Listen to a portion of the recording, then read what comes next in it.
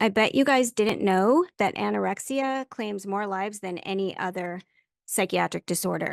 And yet it's so underreported, underdiagnosed. Many people live with it in secret. It's kind of obvious once it gets into its later stages, but by that time, a lot of the damage has been done emotionally and physically. So that is 10,200 deaths annually due to eating disorders. Latest statistics say 16% of adults in emergency rooms screened positive for an eating disorder. I've been working in nutrition for almost 30 years. I've been in recovery for almost 40 years from drugs and alcohol and anorexia. And I feel like those numbers are still greatly unreported, underreported, and recovery rates are still not great for eating disorders. The numbers I found are 50% with anorexia achieve full recovery with appropriate treatment, and 20 to 30% achieve partial recovery. But then they're saying like only 38% stay sober from alcohol and drugs using the 12-step model, which is Alcoholics Anonymous. And we don't really know because it's anonymous. So what I can go by is my experience over all these years working with people with these issues and myself, and spending a lot of time in 12-step meetings and writing a book about eating disorder recovery and alcoholism. What I can say is not enough people are getting treatment for eating disorders, and they're not getting correct treatment.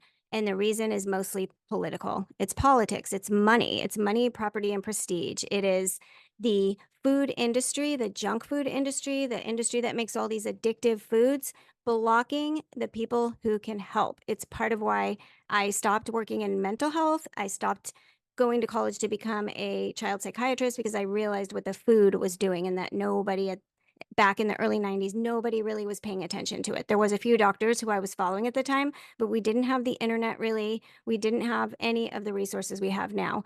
And it wasn't even being acknowledged, yet they were feeding these kids. I worked with pediatrics, soda, Coke, and Mountain Dew, and bacon, and donuts, and nitrites, and like sugary foods. And then when they like have issues within 2 hours of meals, we know why that is, right? So I switched my career. I wound up going into my eating disorder after my recovery from alcohol and drugs. That one could bring you down. It blocks you. It blocks you from the recovery that you need to recover from a disease of alcoholism, drug addiction, food addiction, anorexia. With that, I was addicted to the control of controlling my body. I also became a nutritionist. Woohoo, big surprise, right? And I like to fix people. I grew up in a family of chaos and addiction and alcoholism. I needed to apply the same principles of 12 steps to my eating disorder recovery. And I got very lucky that I was able to find enough people to do that. There are 12-step programs for eating disorder recovery and food addiction and eating issues. The problem is they are not professionals. They're not supposed to be. And the food industry marketing companies, the American Nutrition and Dietetic Association, got involved, and money is involved. So they're getting paid, and certain MFCCs and MSWs and people in the psych field, psychiatrists, have been paid, just like they were way back, to say that sugar is not addictive. They've been paid to say that if you are an eating disorder professional, and if you tell these patients that food is an addiction, you're going to make their addiction worse. You're going to make them afraid to eat. Well, first of all, they're already doing that, a lot of them. Second of all, that's BS. That they need to know that not all foods are addictive. Their thing is, all foods fit. You have to eat 3 meals a day. And before anybody can leave anorexia treatment or binge eating treatment or bulimia, they are literally forced to go and eat ice cream, to go and eat chips, to go and eat their trigger foods. That's like saying to me, hey, let's do some speedballs before you graduate from this program.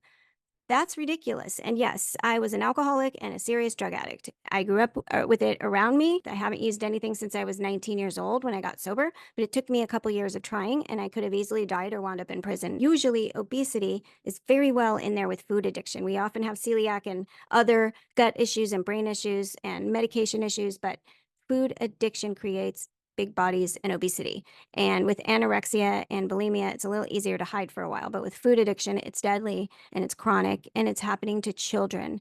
And if we keep allowing the industry, the dietetics industry, the dietitians, to be trained to lie for the food companies and say that food addiction doesn't exist and that is hurting people, to tell them it exists, we are going to continue to lose people. We are going to continue to have people waste lives, like some of my clients.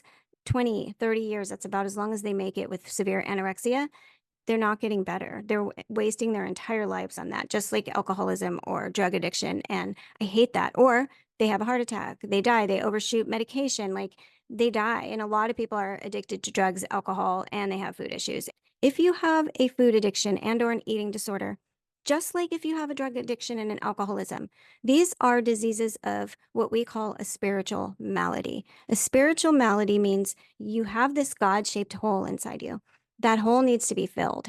And we have learned to use things to manage our brain chemistry, and it's never going to work. We're never going to fill that spiritual gap or that spiritual hole with anything other than a spiritual solution. And I'm not saying you need to get religion. I'm not saying you need to join a church or get God. You do not. What you need to do is go to a 12-step meeting and try to find a higher power, something outside of yourselves. What we get high on or what we get stable on, which gave me enough time to get off alcohol and drugs, which were around me all the time. I literally got them for free in my own home as a child. What allowed me to come off of them was having the fellowship and the 12 step. And the 12 step is the one where we go out and we try to help other people and we're part of this movement for good. That filled that spiritual lack that I had had since childhood. I remember feeling deeply depressed from a very young age because my mother was mentally ill and suicidal, because my father was awesome, but he was a drug dealer. I didn't know it at the time, but I grew up in chaos and insanity and neglect and some abuse. And when kids grow up like that, they're going to look for a way to self-medicate.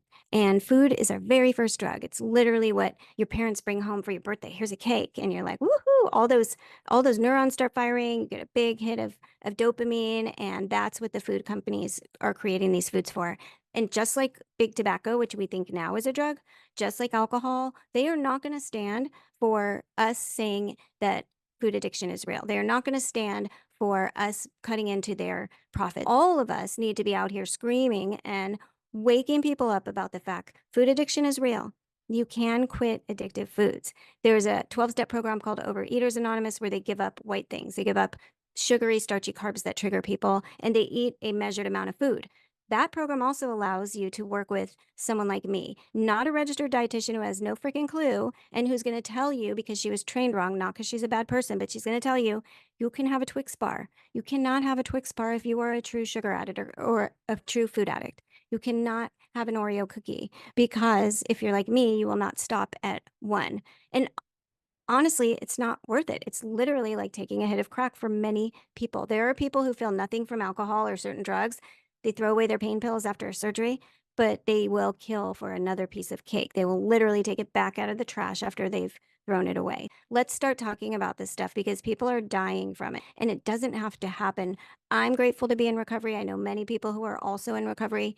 If you're suffering with it, if you know family members or friends, tell them to follow, tell them to watch because people need to know this. Follow me, Juli Keene, nutritionist, the Los Angeles Nutritionist on most channels.